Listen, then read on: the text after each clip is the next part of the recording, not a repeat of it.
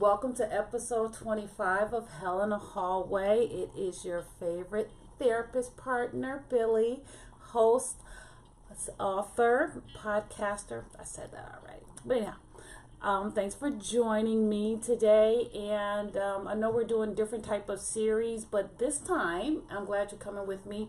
Still having more tea, right? Because again, I'm out of coffee, and that is going to take its toll at some point.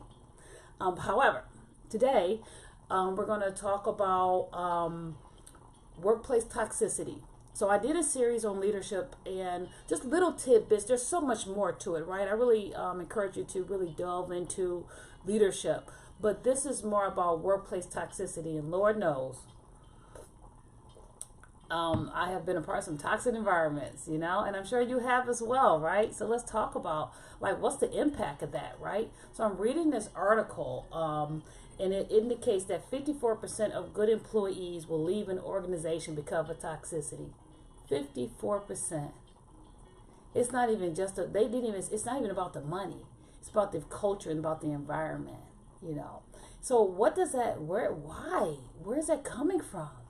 And it really starts at the top. It starts at the top in type of leader you are and whether or not you allow these things to kind of occur in your workplace, right? You have to determine for your organization, what's the culture? Are you a part of a good culture? You know what? When you walk into a room, you can feel the atmosphere. When you walk into certain work environments, you can feel the atmosphere. What's the atmosphere like? When you step in, what kind of presence do you have if you're a leader, or if you're an employee, what kind of presence do you have, right? Is bullying accepted in your workplace? Because guess what? That's a real thing. So we tend to focus on bullying on the playground, bullying at schools. Bullying in the workplace is a real issue, folks. And just because people grow up doesn't mean they mature. Doesn't mean they stop bullying. People bully because they don't feel power. They don't feel powerful. They don't have any power coming from within them, so they have to actually exert power over someone else. They have to step on somebody else to edify themselves, right? And what can happen? Here's the danger of a toxic environment. It is like a wildfire.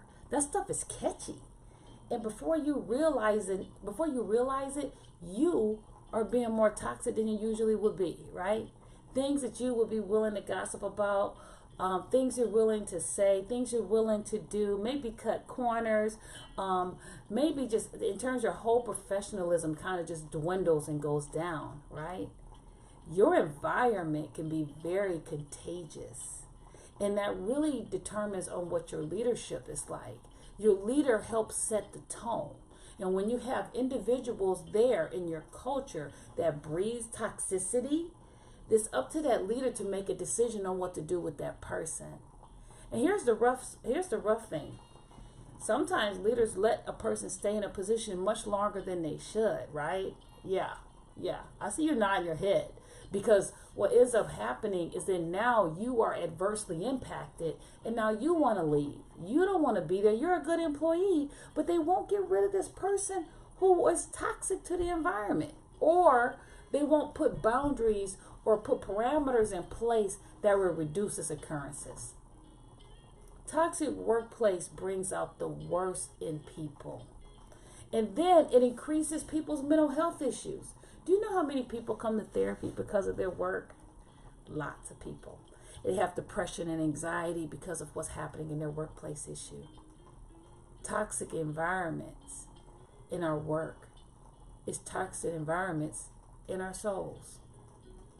It's toxic environments in our mental health. As a leader, you have to infiltrate and disband toxic environments. It is contagious. And before you know it, you have a turnover rate that you cannot manage and control. Or you have a lot of people taking time off work because why? They can't handle being there. It's so toxic. So this particular series is on workplace toxicity, and we have another episode right after this one to talk a little bit about what are the components of that, And if you're a person who's suffering in an environment that's toxic, If you can't get out, which please, I get it. Financially, we're struggling, and so we stay in places longer than we should. Get support, get therapy, utilize your spiritual world, whatever it is that you need to do. Well, no, not whatever, because sometimes that means drinking or, maybe overly spending. So, not whatever. But these healthy, supportive coping strategies is what you should do. Join me next time when we talk about more on workplace toxicity. I look forward to seeing you so we can kind of get a real good picture of what this looks like. See you next time.